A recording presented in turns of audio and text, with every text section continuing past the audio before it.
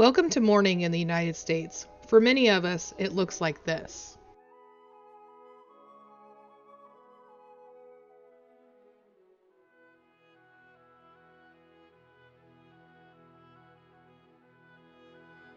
It starts with that familiar sound that many of us wake up to every morning.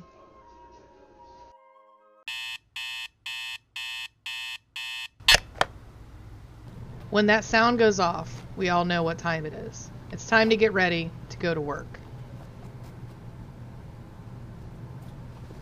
Most Americans go to work because they need to pay bills. We need a roof over our heads. We need to buy food so that we can survive. Car insurance, cell phone bill, student loans, the list goes on and on. Many Americans will tell you that this is why they work. They work to pay bills. That is the only reason that they actually have a job, and that is why they go to work. In most cases, the typical work week is a 40-hour work week. We go in, we clock in, and it starts, and here we are for our 8 hours. For many Americans, those 8 hours are not positive hours. In a report by the Conference Board, the majority of Americans, 52.3%, are unhappy at work. This is a big contrast to the way that we normally live our lives. We normally live our lives outside of work in a very positive environment. I asked my friends on Facebook to tell me what made them happy. The number one answer of those that replied was family. Family made them happy. It is easy to see why family would be the number one choice. They are most often the ones that give you positive encouragement, the ones that say that you can do it. The United States has been credited as the birthplace for positive thinking. All you need to do is look at the Declaration of Independence. Life, liberty, and the pursuit of happiness. Americans are chasing the dream. We want to live a happy life. The problem is many Americans are not happy. This can be proven by the large amount of Americans who currently prescribed antidepressants. David Collinson states that the U.S. constitutes 2/3 of the global market for antidepressants, and these are the most commonly prescribed drugs in that country. A trip to the bookstore is all you need to understand the problem we are facing in the United States. The self-help genre is one of the best-selling genres for books. Americans want to know how to become more positive in their lives. Positivity can also have bad effects on an organization when we fail to see the negative things in life. It is easy to only focus on the good things in life, but you will become blindsided by the negative things that you failed to see. Collinson's article, Prozac Leadership and the Limits of Positive Thinking, points out many mishaps that have happened when leaders fail to see the negativity within an organization. Zig Ziglar, a world-renowned public speaker, once said, "A positive attitude will have positive results because attitudes are contagious." Being around someone can affect your own attitude. I have seen this many times at work. One employee will have a very negative attitude, and before long, the other employees on that team will slowly be brought down by that person. The same goes for a positive attitude. If a person has a very positive attitude, they can bring up the other employees' spirits. Attitudes are very contagious. So the question is can we change the culture of our organizations? Can we create organizations where people want to go to work? Not just to pay bills, but because they actually like doing what they do. Even though focusing on the positive makes leaders blind to negativity, positive leadership can transform the culture of an organization because Americans want to pursue happiness, and positive attitudes are contagious. So where do we start? We start with ourselves. We as leaders need to become more positive. We cannot take on a positive leadership role while still holding on to our negative thoughts and feelings. Zig Ziglar has been quoted to say, "We need a checkup from the neck up. We need to work on ourselves first." One of Ziglar's most famous quotes is, "You are what you are and where you are because of what's gone into your mind. You can change what you are. You can change where you are by changing what goes into your mind." He emphasizes this point a lot in a lot of his seminars and speeches. What he's trying to convey is that when we think of the negative things in life, then most likely those negative things are going to happen. A lot of our self-talk is negative, and we need to change that self-talk into more positive talk so that we then become more positive. In Zig Ziglar's speeches, he has a lot of stories that he's trying to convey to get the point across. One of those is about a computer. And the way that he talks about the computer is kind of like the mind. When you input something into the computer, you get an output. That's how computers work. And he's saying the mind is kind of the same thing. So the more positive stuff that we input into our mind, the more positive outputs we will have. When thinking about inputs and outputs, it's not just self-talk. It's the rest of the world around us. Look at your Facebook newsfeed. Look at the news. The things that are coming into our minds are very negative most of the time. We wouldn't let somebody come and dump trash all over our yard. We would be very upset with that. But we let negative things come into our mind daily. Ziglar has said, over 90% of the inputs our mind on a daily basis is that of a negative nature. It's not going to be easy to get rid of the negativity inputs in your life. You're going to have to do some work. You're going to have to stop watching the news. You're going to have to block some people on Facebook. It's the reality that we live in. But if you want to stop the negative inputs, you're going to have to actually make the choice to make that stop. Some of the best ways to bring positivity in your life is to be mindful about it. Listen to audiobooks. Read a positive book. Listen to positive music. Be around positive people. You just have to make that choice to change. Another way to become more positive is to improve your self-image. In Zig Ziglar's book, Born to Win, he covers many, many ways to improve your self-image. Here are just some of the quotes. Listen to successful stories. If they can do it, I can do it. Associate with success. Live a balanced life. Smile and join the compliment club. Do something for someone else.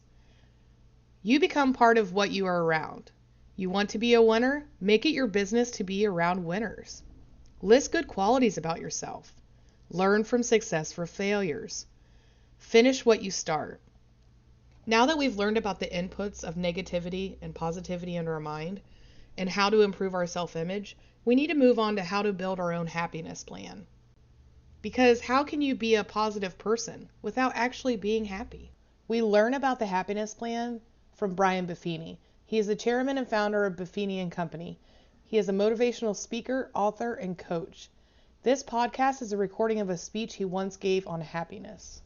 Buffini starts the show off talking about the Declaration of Independence, the life, liberty, and pursuit of happiness. He then goes on to quote Benjamin Franklin, who once said, "The Constitution only guarantees you the right to pursue happiness. You have to go catch it yourself." It is such a simple statement, but it has a lot of hidden meanings within it. A lot of times when you talk to other people, they tend to correlate their happiness with things in their lives. A lot of times people relate happiness with something that will happen in time. So I will be happy when I graduate instead of being happy right now. What this statement boils down to is happiness is a choice. It's a choice that you constantly make every single day and every moment of every day. You make a conscious decision whether you are going to be happy right now or you're going to be upset right now or sad right now. Buffini goes on to quote Abraham Lincoln, who once said, "Folks are as happy as they make their minds up to be," which basically proves the point that happiness is a constant choice that we are making. Even though happiness is a choice, it's also a state of well-being. And people have highs and lows. You're not going to constantly be happy all of the time. People who say that they are happy all of the time are lying to you. People have bad days. Bad things happen. But you still can look on the brighter side of things sometimes and continue to keep that happiness going. Now that we have the steps to become more positive individuals, we will now move on to how to transfer our positivity onto others. We will start at what many people believe is the beginning of the self-help genre. Dale Carnegie's book, How to Win Friends and Influence People, has been a best-selling book since it first came out. The 9 principles in this book are a very great example of how to first start off spreading positivity amongst your coworkers. And the best part is, these 9 principles are pretty self-explanatory. Principle 1. Begin with praise and honest appreciation. Principle 2. Call attention to other people's mistakes indirectly. Principle 3. Talk about your own mistakes before criticizing the other person. Principle 4. Ask questions instead of giving direct orders. Principle 5. Let the other person save face. Principle 6. Praise the slightest improvement and praise every improvement. Be hearty in your approbation and lavish in your praise. Principle 7. Give the other person a fine reputation to live up to. Principle 8. Use encouragement. Make the fault seem easy to correct. And Principle 9. Make the other person happy about doing the thing that you suggested. If we as leaders start implementing these 9 principles, we will immediately see a change within the people that we work with. Now that we've learned about positivity and leadership, let's start learning how to apply them in the workplace. Not only for happy employees and to improve morale within the company, but what if I could tell you that we could improve performance? I know. A lot of you are thinking, no way can positivity, help with performance numbers. But what if I told you there's been scientific studies that have proven that this can happen? This area of research is called positive organizational scholarship, which is a fairly new idea. It started in 2003. Kim Cameron is a professor of management and organizations at the University of Michigan's Ross School of Business. He is the co-founder of the Center for Positive Organizations at the University of Michigan. He is one of the top researchers of positive organizational scholarship. In a TED Talk, Cameron suggests that there are 2 different kinds of deviance. There is positive deviance and there is negative deviance. So say you're looking at a graph and you're looking at a center point. And here to the left, you have your negative deviance, and to the right, you have your positive deviance. You can measure a lot of things on this scale. Health, attitudes, careers, you can all measure it on positive and negative deviance. Cameron suggests that most often people only care about the negative deviance. Say our production numbers were really bad one day. The leadership team is going to focus on what went wrong that day, instead of maybe what went right on a day that we broke records.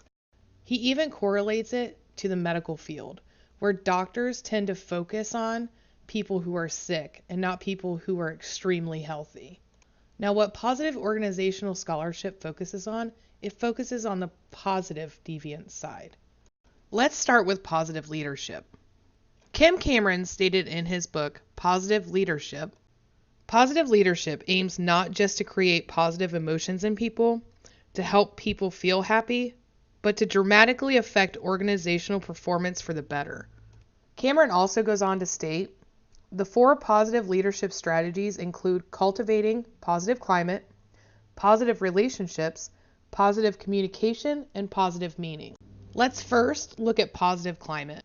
As we've already learned, 52.3% of Americans are unhappy at work. These are most likely due to negative environments that they are in. Leadership teams have a profound effect on the climate of an organization. Cameron states, the truism is common that people don't leave companies, they leave bosses. That is, the company may be great, but if the boss is a jerk, the reputation of that firm is largely irrelevant. If the leader creates a positive climate, employees flourish and increase their commitment. I want you to think back now of all the times that you have maybe quit a job. Was it because of the job, or was it because of the leadership team around you? What we need to remember now is that negative has a lot more impact on us than positive does. Think about your last job performance evaluation. What's the one thing that you remember about it? Most likely it's going to be the negative thing that was told to you. You do not remember all of the positive things that your boss may have told you. Cameron states, if a person receives 3 compliments on his or her performance, for example, but one person offers a disparaging evaluation, given the credibility of that person who is offering those comments, the negative statement creates more reaction than the positive statements. This doesn't just apply to evaluations. This applies to the company as a whole. Think about the company you currently work for. How often do you hear the negativity of the job? Are you more likely to be yelled at, because of something that went wrong, or are you more likely to be lifted up because of something you did right? Cameron goes on to state, positive leaders are unusual in that they choose to emphasize the uplifting and flourishing side of an organizational life, even in the face of difficulty. It is not that they ignore the negative or adopt a Pollyannish perspective, but they counter the tendency towards the negative with an abundance of positivity. So what are the steps to creating a positive climate? According to Cameron, these 3 steps are compassion, forgiveness, and gratitude. These 3 steps kind of go back to what we've already learned about working on ourselves. Since we learned that these qualities do live within us, it is now time to transfer those into our organization. Now let's move on to positive relationships. We all know what a positive relationship is, whether you have a positive relationship with your parents or a negative relationship with your parents. We have all had a negative relationship at one point in our lives. What did we do? We most likely got out of that relationship. As you may know, negative relationships have an effect on our bodies. We have anxiety, we have fear, we have depression. Positive also has the same kind of effects towards the positive side. There have been countless studies that prove that people in positive relationships tend to live longer. Let's move on to how we are going to implement all of these positive strategies. The key to implementing these changes is to start small. You can't just show up tomorrow at work and go, hey, we're going to be more positive and this is how we're going to do it. We need to start off small in little tiny baby steps to get the thing really rolling. Kim Cameron and Emily Plews interviewed Jim Mallozzi. He is the CEO of Prudential Real Estate and Relocation. Jim Mallozzi states, select 3 people, one at a time, and tell those people 3 things that you value about them. In corporate America and in most places in life, people usually tell you, here are the 3 things that you need to change. Rarely do they tell you, here are the 3 things that you are really fabulous at. Most often in an organization, we want to start these things with our leadership team. Once we get the leadership team understanding the effects of a positive organization and positive leadership, then they can start transforming the employees on the floor. The key is it needs to be a whole organizational change. It's not just a managerial change or a leadership change. The whole company needs to change as a whole. You may have a production operator out on the floor that has a great idea of how to change the company through a positive environment. We need to be open to listening to those employees because sometimes those employees have some of the greatest ideas. Each and every organization and business is different. So when you start to brainstorm with your employees on how to make it a more positive environment, you will get thousands and thousands of ideas. Cameron suggests that we all implement a personal management interview program, PMI for short. Cameron states, the PMI program consists of 2 steps. The first step is to hold a one-time only role negotiation session, which is designed to clarify expectations, responsibilities, standards of evaluation, reporting relationships, culture, and value. How often have we started a new job and not known what the expectations of us are? This meeting is just not for the leader to tell the employee what they expect of them. It is also for the employee to tell the leader what they expect of them. Cameron states, PMIs help develop a positive climate, form positive relationships, reinforce positive communication, and clarify the positive meaning associated with the work. So we're going to have these meetings with our employees. How often are we going to have them? Are we going to have them once a year? Cameron states, the second and most important step in a PMI program is to hold ongoing one-on-one meetings between the leader and each direct report. These meetings are regular, not just when a mistake is made or when a crisis arises.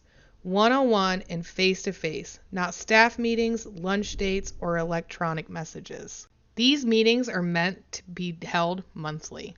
So we as leaders need to find time in that month to talk to each one of our direct employees, which is going to be hard because our schedules are already full.